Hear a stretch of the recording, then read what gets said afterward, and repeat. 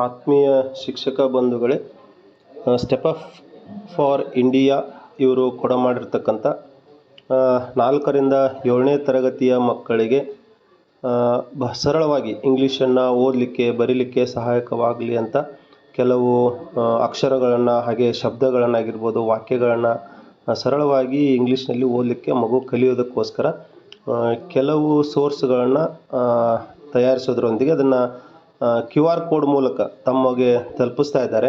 So ದಯವಿಟ್ಟು ಎಲ್ಲ ಶಿಕ್ಷಕರು ತಮಗೀಗಾಗಲೇ ನಮ್ಮ CRPಗಳು ಕೊಡಮಾಡಿರ್ತಕ್ಕಂಥ ಕಾರ್ಡ್ಗಳನ್ನ ತೆಗೆದುಕೊಂಡು ಯಾವ ಥರ QR ಕೋಡ್ಗಳನ್ನ ಬಳಸಿ ನಾವು ಈ ಕಾರ್ಡ್ಗಳನ್ನು ಮಕ್ಕಳಿಗೆ ಓದಿಸ್ಬೋದು, ಕಾರ್ಡ್ಗಳ ಮೂಲಕ ಮಕ್ಕಳಿಗೆ ಇಂಗ್ಲೀಷನ್ನು ಸುಲಭವಾಗಿ ಕಲಿಸ್ಬೋದು ಅಂತಕ್ಕಂಥದ್ದನ್ನು ಸ್ವಲ್ಪ ತಿಳ್ಕೊಳ್ಳೋಣ.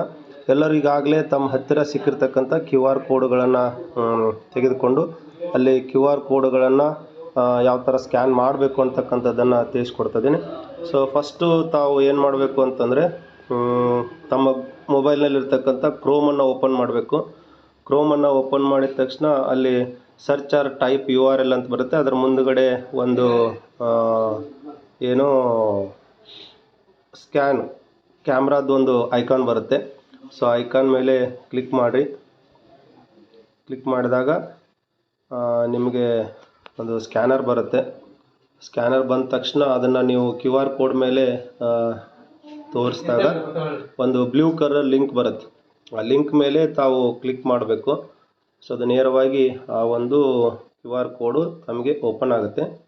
ಸೊ ಅಲ್ಲಿರ್ತಕ್ಕಂಥ ವಿಡಿಯೋಗಳನ್ನ ಪ್ಲೇ ಮಾಡಿ ತಾವು ಮಕ್ಕಳಿಗೆ ಓದಲಿಕ್ಕೆ ಬರೀಲಿಕ್ಕೆ ತಾವು ತಿಳಿಸ್ಬೋದು. So thank you.